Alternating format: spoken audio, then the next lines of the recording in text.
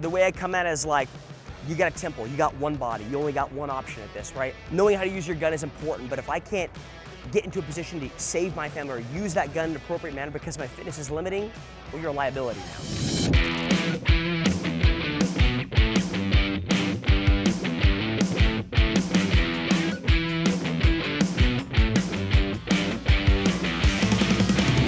Hey, I'm Mike O'Dowd with USCCA, and I'm here with Jacob Heppner, 3 times tactical game champion, national champion, and also CrossFit, Did some stuff in CrossFit. extraordinaire. Did some stuff in CrossFit.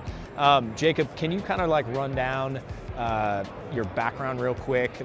Just because I did a terrible job of introducing. Yeah, no, you're good. So, found CrossFit early on, competed in that for about 8 to 9 years, went to CrossFit Games for 5 times, I believe.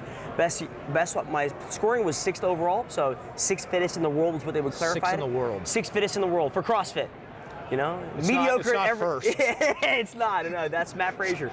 And then 2020 was a weird year for everyone, right? For a lot of reasons. So I decided, hey, I'm kind of done competing. I owned firearms, so like I owned them, but I thought I was, grew up hunting, thought I was decent at them. Quickly realized I was not when I decided to compete in shooting.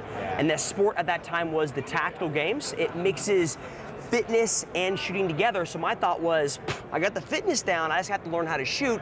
It shouldn't be too hard. And boy, I was wrong, right? Yeah. So went down the rabbit hole of competing and shooting, whether it be pistol or rifle, and it's been a 4-year journey now, pretty much. Okay, so you owned firearms. Correct. Before you did tactical games, what was kind of like your training regimen if you had one? For shooting, dude, go out there, go shoot some steel, standing at, I was super proud to shoot a full-size IPSC at 10 yards with a pistol. Yeah. So, if you asked me what dry fire was, I remember hearing the first word of it and thinking, that's stupid, why would you do that? Didn't dry fire.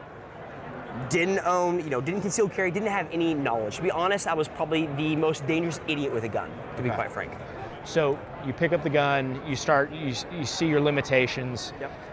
Question I had for you, like the physical side, you were a physical beast, right? Yep. You went from the CrossFit Games. How did your training, your physical training change going into something where there's now a component of accuracy, fine motor skills? What did that change? So let's talk about like the shooting concept, because like people tend to overcomplicate training when it comes to firearm, and you have a firearm company, right? So you understand the concept of it. Like if you want to get better at a skill, could be skateboarding, could be bowling, could be chess, whatever, you break it down into parts, and then you make yourself better at these elemental parts, and you don't start off complex and slowly add it. Yeah. That's the same thing I did for CrossFit, and now the application was to the shooting industry. It was like, hey, you know what?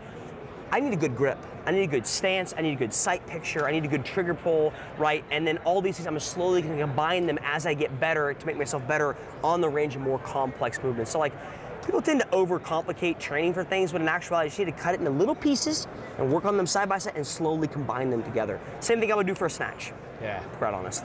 Interesting. Okay. Your shooting. Couple questions. USCCA, we have a ton of people who are like really, really into firearms and the technical specs.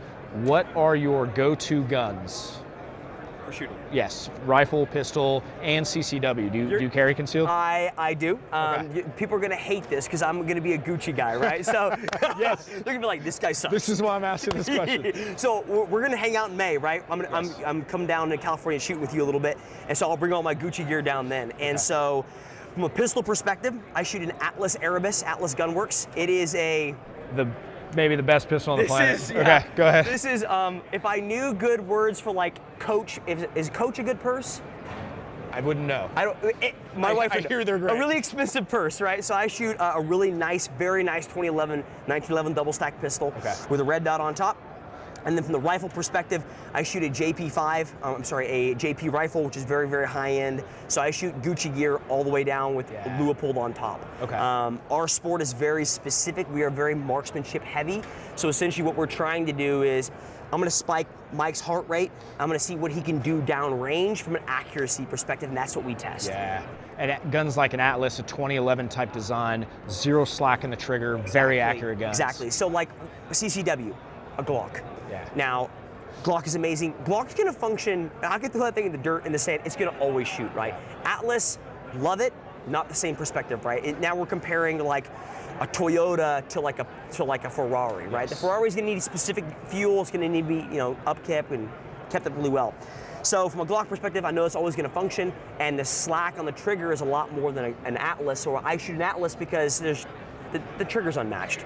So when I want to pull it, it's going to go down range. I don't have any slack at all. It's a perfect trigger for the sport. What about optics? What do you go for, like go-to optic for pistol and rifle? Yeah, so pistol-wise, I shoot for Leupold. So the top's going to be Delta Point Pro. Okay. And then for the Leupold on top of my rifle, I'm going to shoot a Mark 5 3.6 to 18 because it's a little long. We shoot out to 700 yards maximum, so I don't necessarily need 18 power for that. It's a little overkill. Does that zero out? It zeroes out, correct. Zeroes out. Yeah, okay. So I like the ability to use 18 power because I want to be able to make sure my point of aim and point of impact downrange on paper makes sense before I dial it back in and lace the same spot. Okay. So we shoot a lot of paper targets, so there's no audible feedback. Yeah. Sometimes it's like, okay, am I actually hitting where I'm aiming? I want to make sure of that before I bring it back to like a 10 power. Amazing. So you have this background where you're shooting, you own guns, but then you get into real technical and real niche shooting. Very right? It's very competition-based shooting. Has that changed the way you carry and the gear that you carry on like the day-to-day? So great question. Usually what I tell most people is, a lot of people get scared to compete. And I'm not saying you have to compete in tactical games, but like just a local USPSA match. I think everyone should compete. If you're gonna carry, it doesn't have to be go to an actual specified match. It can just be a couple buddies going out and putting out a stage of a course of fire and shooting it, and knowing how a 180 rule works, knowing how your firearm works, knowing how to move with it is super important, knowing how to keep your finger off the trigger in certain situations, vice others. And so I always recommend that if you carry, you should be competing. I'm not saying you have to be world class. I'm not saying you have to be a M-class shooter. Just go and shoot what you have. Like a lot of people, when they ask me about the tactical games, they're like, well, do I need to go buy gear for it? I'm like, no, dude. If you own a pistol and you own a rifle, bring it, vet your gear, learn how to use what you have, and then change it if you so see fit. Has like the gear you carry day to day, has that changed since you started competing, or do you carry the same thing? Same thing. Yeah. Glock. What do you carry? Glock? Yep, Glock. Sights? No sights? Yeah, red dot. Now you would ask me that. Leupold Delta Point Pro on the top. Just to go, I want the same optic I'm going to compete with. I don't want to have to deal with any kind of imperception there. Obviously, I'm not going to carry an Atlas. So yeah, I'm carrying a Glock. A little overkill. It'd be really dope. It'd be a real big power play, but. So, do you find when you carry and when you train, they're two different guns, two different training techniques for them?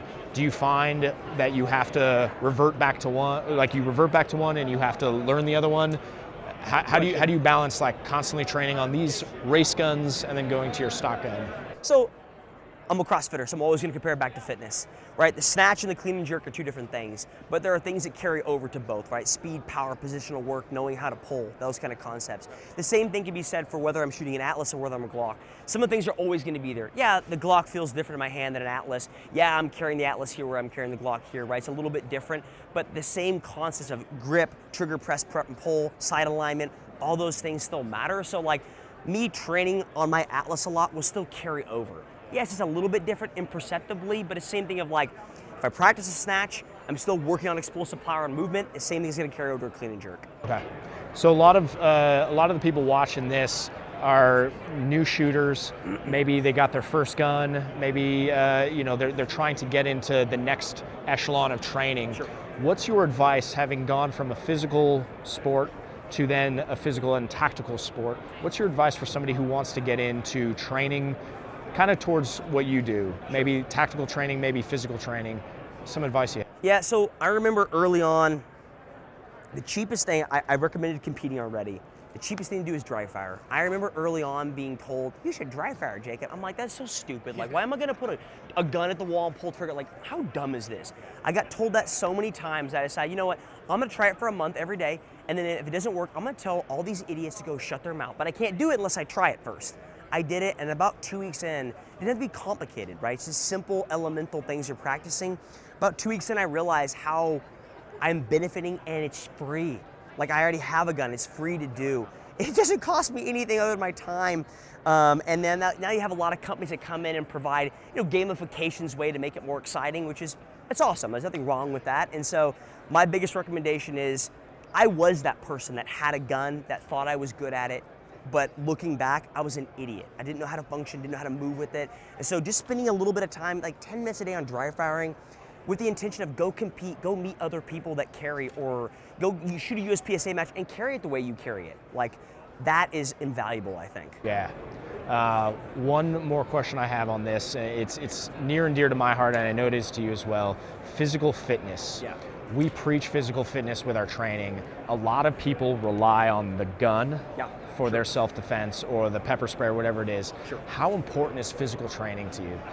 The way I come at it is like, you got a temple, you got one body, you only got one option at this, right? Learning how to use a gun is important, but like, being able to get to that position, get to a position to save your family, or run that, like, obviously I'm going to value physical fitness really, really high. I think it's extremely important. And I think you're noticing, I've only been in the shooting industry for probably like 4 years, and I'm slowly seeing a trend of that becoming more and more important for the companies I get to work with, right?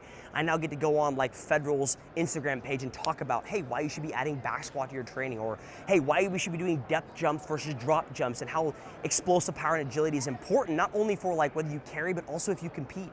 And so I'm slowly seeing a trend of physical fitness becoming more and more important, and I love the direction it's going, because you're right, like, knowing how to use your gun is important, but if I can't get into a position to save my family or use that gun in an appropriate manner because my fitness is limiting, well, you're a liability now. Some people are going to ask us your mindset for self-defense, unrelated to competing. Sure.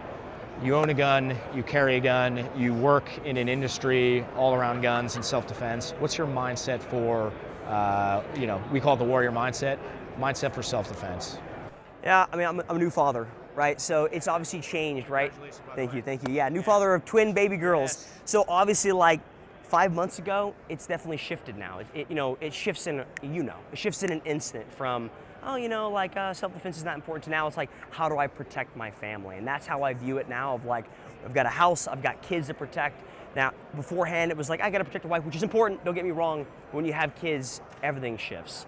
So self-defense is very important in your house. Well, look, I really appreciate you coming out and talking with us. Huge fan of what you do. Also, really looking forward to watching you crush this year on the tactical games. We're going to hang out in May, too. Yes, we're going to hang out in May. We are going to compete as a company in the tactical games this year. We haven't decided on the event yet. You're gonna let me know when you figure it out. Because of you watching you do it, man, it's been a huge inspiration. It's the coolest sport. Like, it's one of the fastest growing sports. I know people say that, like, oh, PRS is the fastest growing sport. Dude, tac games is, because it's like you're marrying up what we just preached about. Like, why is physical fitness important? We have so many law enforcement officers that are liabilities because of their fitness, but it's like, well, how do I train that? Well, this is how you test it, right? Now, I get that our shooting in tactical games is a little different than as opposed to a USPSA match, or if I was a law enforcement officer training, but knowing how well you can function with the firearm with a high heart rate, I mean, how often do you pull your gun out and you have a heart rate of 60? Yeah. Never. It's not a thing. Never, it's not a thing. So how well can you function with a rifle or a pistol at 120, 140, 160? That's how you test it. So I'm excited for you guys to come out and try it. Yeah. Awesome. Jacob, appreciate you, man. Yeah, you man. Awesome. Yeah. I took a lot away from that conversation with Jacob. I hope you did as well.